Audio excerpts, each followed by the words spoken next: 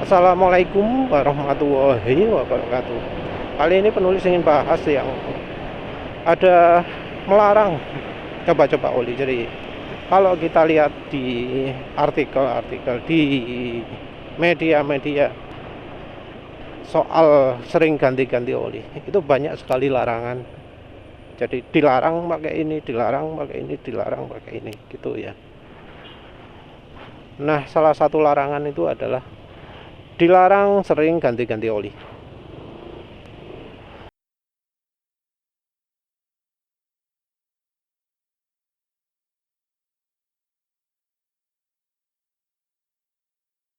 Jadi ya nggak cuma di media ini aja, kalau kita di grup HDEO PCMO gitu,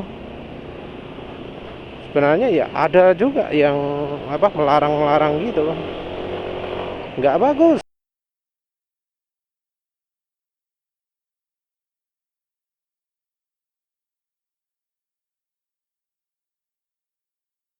Alasan yang utamanya biasanya adalah karena pabrikan itu sudah berusaha memberikan yang terbaik gitu. Sudah dipikirkan masa-masa oleh pabrikannya, gimana caranya yang paling sip itu, gimana caranya membuat motor awet gitu ya. Pabrikan sudah bersusah payah bekerja keras, sekolah sampai miliaran, gelarnya sampai profesor, hanya demi untuk membuat oli yang baik untuk motor mereka. Nggak cuma yang buat oli dok, yang buat motor juga sudah bekerja susah payah gitu ya. Seperti itu ya. Walau kalau penulis lihat cerita-cerita di manga apa jenenge, manga ya, kalau bahasa Koreanya manhwa, di anime, di light novel,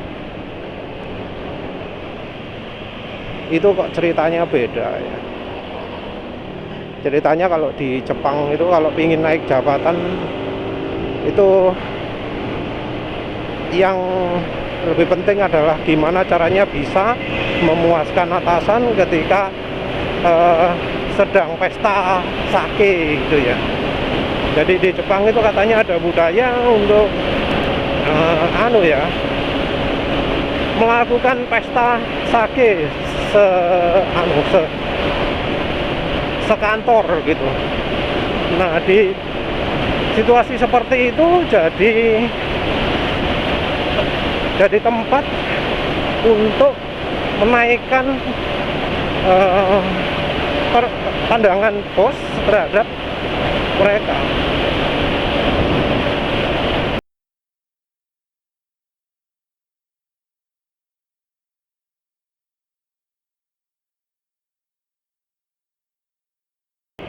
Tahu dari mana yang membuat oli itu profesor? Tahu dari mana bahwa yang mendesain CVT-nya PCX 160 itu profesor? Tahu dari mana yang mendesain tombol smart key-nya NMAX itu profesor? Tahu dari mana itu? Yang desain ECU-nya Next 2 sopo? Apa ya profesor? Nggak mesti kan. Nah, untuk soal pelumas, sebenarnya ya gampang loh ya membandingkannya. Katanya pelumas terbaik itu yang performanya makin baik, yang performanya paling baik untuk motor tersebut. Itu bisa dilakukan sendiri, gak usah nunggu profesor, nunggu uji lab, gak usah lelapo. Itu bisa kita lakukan sendiri. Uji performa kok menunggu orang. Motor sudah punya, oli tinggal beli, tinggal coba lah. Ngapain harus nunggu hasil uji lab macam-macam? Kesuwen. Tinggal dicoba, namanya oli itu. Yang jadi dasar Honda ya, yang penulis tahu Honda, kalau apa Yamaha nggak tahu penulis ada referensi, wes lali linknya dari mana, tapi mestinya masih nyimpen filenya penulis. Jadi yang menyebabkan Honda memaksakan pakai oli 10W30 ke seluruh dunia adalah karena Honda ketika melakukan penelitian, yang tentunya penelitian dilakukan di Jepang, musim apa, musim salju atau musim panas, nggak tahu. Tapi yang menyebabkan kesimpulan itu adalah ketika ada dua motor diadu, yang satu pakai 10W40, yang satu pakai 10W30, diadu kencang-kencangan, endi sing luwih banter. Dan ternyata yang lebih banter adalah yang pakai 10W30.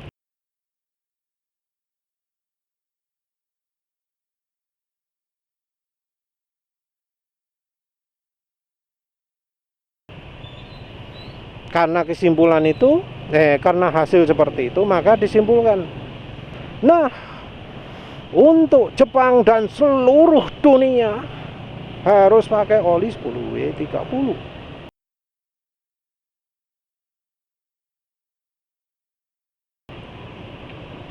Nah itu kan bodoh ya, bodoh karena ya kondisi oli nggak mungkin sama. Oli yang sama untuk tempat yang beda hasilnya juga bisa beda. Entah mengapa ya profesor-profesor di Honda itu kok nggak ngerti, nggak pernah tahu. Karena kalau lihat sharingan di grup aja lah, olinya sama ya, Mesran SA40.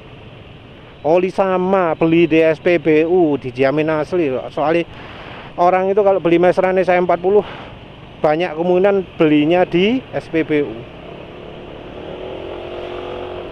Karena kalau di bengkel sekarang kemungkinannya palsu. Jadi orang di grup kalau beli Mesran itu pasti akan mengusahakan di SPBU, nggak akan coba beli di bengkel. Udah tahu karena ada palsunya. Nah, sama-sama beli di SPBU, sama-sama tulisannya orisinil di tutup botolnya, ada Rajahan orisinil di tutup botol, dan namanya tutup botolnya Mesran SA40. Gak mungkin di palsu. Karena apa? Kalau untuk make harus dirusak tutup botolnya kan. Nah, kalau palsu pasti diganti tutupnya. Dan kualitas tutupnya biasanya nggak setara dengan yang aslinya. Kalau tulisannya orisinil. Nah sudah pakai yang sama-sama Mesran SA40, kendaraannya sama, entah sama-sama NMAX nya, sama-sama Honda Beat nya, sama-sama Honda Vario, sama-sama Avanza nya, sama-sama Brio nya, sama-sama Fortuner nya, kendaraannya sama, hasil bisa beda. Yang satu di daerah Jakarta, daerah Surabaya ngomong, wah kayaknya kok terlalu encer ya. Sementara itu yang di gunung, wah kayaknya terlalu kental ya, berat. Berat kalau dingin berat, harus nunggu panas dulu. Oli sama, bisa beda ya hasilnya ya. Orang Jepang kok nggak tahu, insinyur Jepang kok nggak tahu, profesor Jepang kok nggak tahu, itu entahlah. Tapi yang jelas kenyataannya kayak gitu. Orang beda daerah hasilnya beda.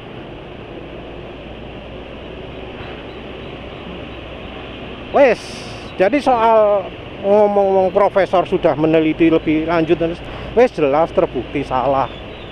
Walau mereka beneran gelarnya profesor, walau mereka beneran gelarnya insinyur, walau mereka beneran digaji miliaran rupiah, walau mereka beneran sekolahnya butuh miliaran rupiah, Tapi mereka nggak mikiri soal faktor suhunya, nggak tahu bahwa di Indonesia ini ada daerah panas, ada daerah dingin. Nggak tahu bahwa yang mirip dengan punya mereka itu cuma yang di puncak-puncak gunung tinggi saja. Itu fakta. Entah mengapa orang Jepang nggak tahu, mungkin suhunya sama di mana-mana pun, ya mbuh lah. Tapi jelas ada kesalahan fatal dari pabrikan Jepang ketika merekomendasikan semua sepeda motor pakai 10W30. Itu yang berikutnya adalah alasan lain. Alasan yang sering dikemukakan baik dari ya grup oli besar ataupun dari apa jenenge media-media itu adalah aditifnya konflik.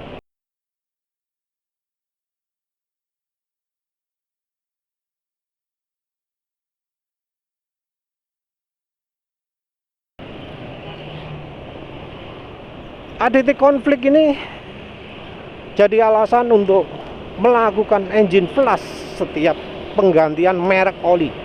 Jadi sebelum ganti merek oli, mereka direkomendasi engine flush.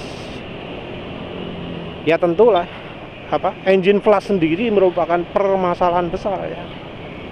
Dipikir engine flush itu bisa benar-benar bersih gitu ya, bisa ngilangkan sisa-sisa oli sebelumnya, padahal ya enggak. Padahal ya nggak benar seperti itu.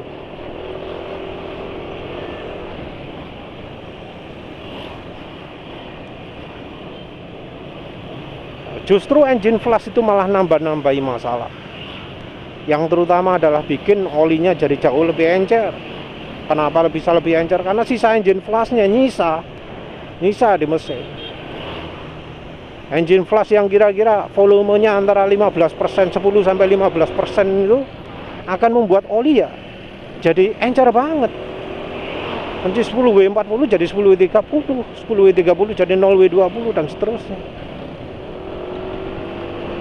Tapi lepas dari itu, ngomong bahwa aditifnya konflik itu sebenarnya sesuatu yang aneh.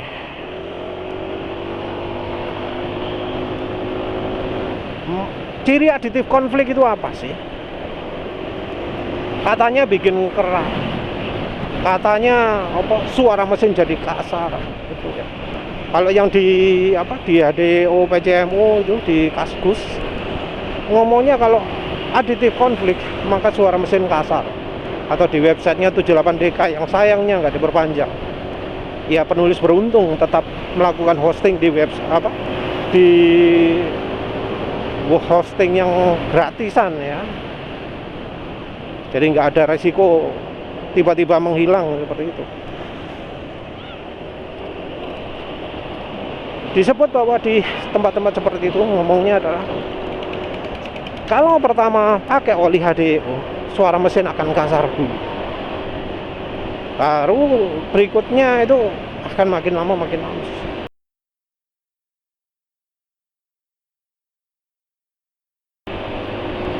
Itu katanya merupakan ciri adanya konflik aditif.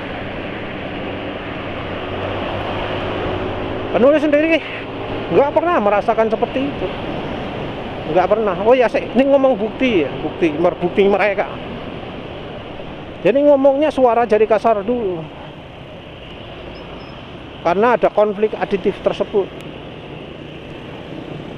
Oli rekomendasi mereka akan bikin suara mesin kasar dulu. Tapi selama ini penulis nggak pernah tahu ada yang ngomong suara jadi makin halus. Nggak pernah ada yang ngomong, oh iya sekarang sudah halus, sudah. Nggak ada yang ngomong seperti itu. Penulis nggak nemu. Kasar-kasar terus. Dan kebanyakan dari mereka itu nggak pernah tahu gimana membedakan suara mesin yang halus itu. Kenapa nggak bisa membedakan? Ya karena oli-oli yang mereka pakai bikin suara mesin kasar semua. Nggak ada yang bikin suara mesin halus. Yang bikin suara mesin halus itu kan contohnya kayak Mesran dah. Nah baru ketika orang coba pakai Mesran meseran SE40 ya, meseran super yang 1 literan ya. Apalagi dicampur dengan minyak goreng, nggak usah banyak-banyak, 10%. Baru mereka ngomong, wah iya mas, suara mesin motor saya jadi halus banget. Selama punya motor nggak pernah suaranya sehalus ini. Nah, ini jadi jawaban mengapa kok orang-orang yang anti minyak goreng itu nggak pernah bisa membedakan suara halus dengan kasar. Karena oli-oli mereka, walau yang harganya ratusan ribu, itu bikin suara mesin kasar. Gak iso bikin suara mesin halus.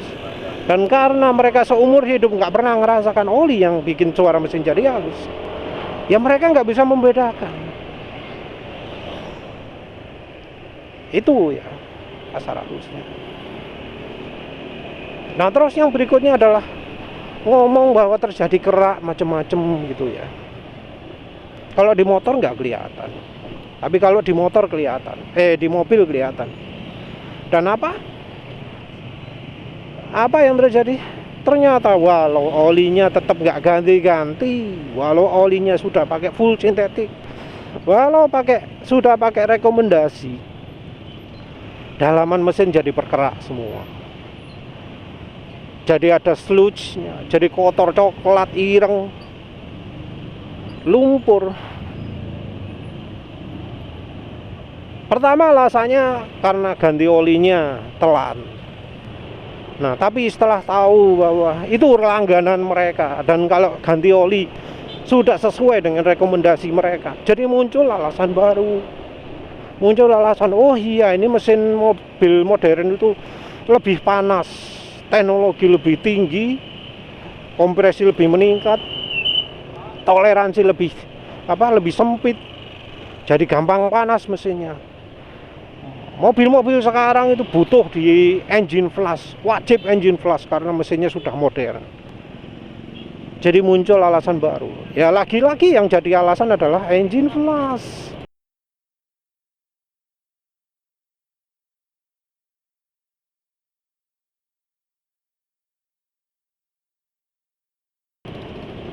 Jadi sarananya mereka, jadi senjata mereka. Entah ya, kayaknya ini omongannya dari pabrik engine flush kali ya, selesai engine flush. Yang jelas dari sisi grupnya atau dari sisi medianya itu kayaknya lebih menguntungkan engine flush ya.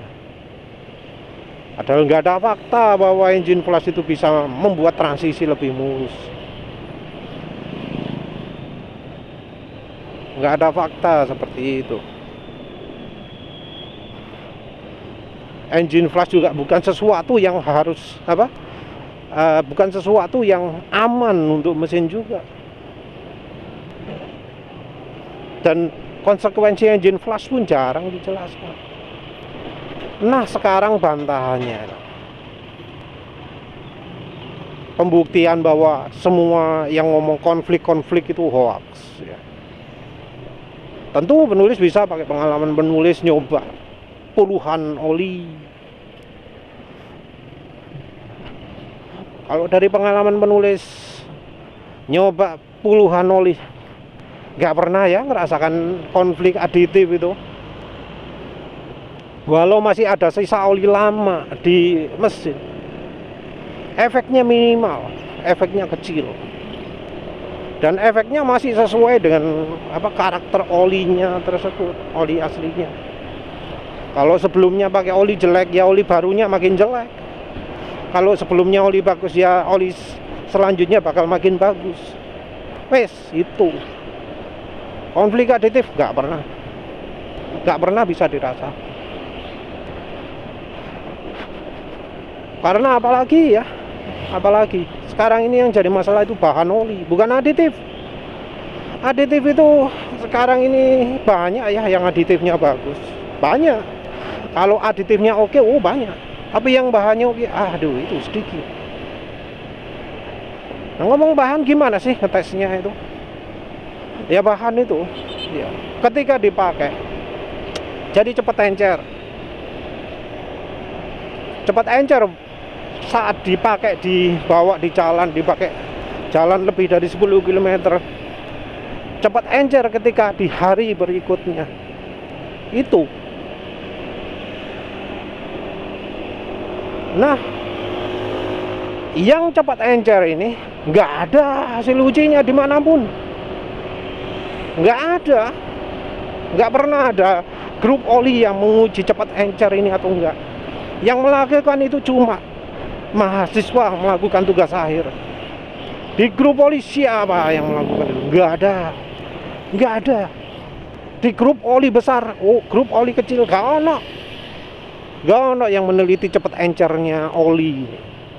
Padahal yang masalah besar oli-oli zaman sekarang itu oli jadi cepat encer. Penulis ya nggak akan melakukan itu, karena sekali ujinya tok ae wis $30 ya. Sekali uji $30. Dan untuk mengetahui encer itu berarti kan perlu beberapa kali uji. Bisa aja butuh 1,5 juta 5 kali itu. Cuma 5 kali sampling 1,5 juta. Dan itu cuma satu oli. Nah kalau puluhan oli gimana? Nggak mungkin lah ya. Tapi yang jelas selama ini, walau dari grup-grup oli besar, dari member-member mereka ngomong, kalau misalnya ngetes oli harus dari uji lab. Tapi bullshit semua, omong kosong semua. Karena apa? Nggak ada uji penurunan kekentalan ini. Bahkan ada yang ngomong oli yang 10W40 kekentalannya turun jadi 10W30, dibilang cuma turun jadi 10W30. Padahal yang namanya oli, kalau sampai kekentalannya sudah keluar dari grade-nya, itu sudah dianggap nggak layak. Ini standarnya API. Kita nggak ngomong standar grup oli, kita ngomong standar API. Kalau standarnya API, oli nggak stay in grade, itu artinya olinya nggak layak.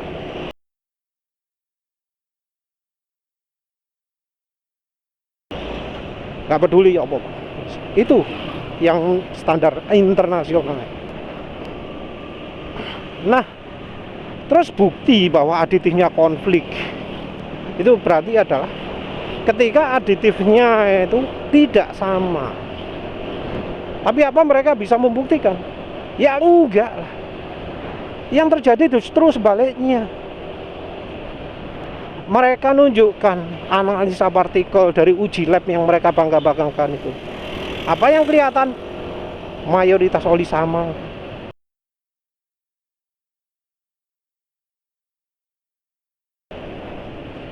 Sama, ada kalsiumnya, ada magnesiumnya, ada zincnya, ada sulfurnya, ada kadang-kadang ada titanium, ada molybdenumnya. Dan kebanyakan rasionya sama. Misalnya molybdenumnya kalau untuk oli mobil 90, 50, 40 gitu. Kalau untuk oli motor matic 200, 300, 400 gitu. Sama, nggak beda. Terus yang mereka klaim aditifnya itu konflik karena aditifnya beda, mana gitu loh. Uji labnya loh mana? Katanya mereka kalau ngomong-ngomong macam-macam pasti ada uji lab, nggak cuma pakai feeling. Terus mereka bisa menyimpulkan bahwa oli itu aditifnya konflik dari mana? Apa dari feeling? Karena nggak ada hasil uji lab mereka. Ngaku-ngaku semua harus uji lab, tapi nggak ada uji lab yang bisa menunjukkan aditifnya itu beda. Semua cuma asumsi. Oh, pabrikan ini pakai ini, pabrikan ini, asumsi. Mereka nggak bisa buktikan. Tapi ya, itu yang terjadi. Asumsi-asumsi yang karena yang ngomong itu sales ya, percaya banget member mereka itu, percaya banget bahwa wah kalau oli ini dibilang aditifnya konflik, wah jangan. Dan ya yang semacam itu yang ngomong nggak boleh coba oli-oli lain itu adalah jahat ya. Jahat karena orang yang nggak pernah coba-coba oli lain nggak akan pernah tahu seberapa buruk oli rekomendasi. Nggak akan pernah tahu seberapa jelek oli ori itu. Dan yang direkomendasikan juga biasanya adalah oli yang nggak kalah jeleknya dari oli orisinil. Walau di grup oli, walau dimanapun lah ya, olinya nggak beda jauh kualitasnya, hampir sama jeleknya. Jadi kalau penulis ngomong suara mesin jadi halus mereka nggak ngerti, ya wajar. Karena mereka dari asal pakai oli buruk jadi pakai oli parah. Nggak ganti, nggak naik derajat, tapi sama-sama lah ya. Cuma bedanya lebih mahal. Dari asalnya oli buruk yang harganya masih cukupan, jadi oli buruk yang harganya luar biasa. Sayangnya seperti itu. Ya penulis nggak pernah pakai ukuran harga. Dan ya pokok oli ini api ya tak gawe. Ya wes lah begitu saja. Terima kasih sudah menonton. Assalamualaikum warahmatullahi wabarakatuh.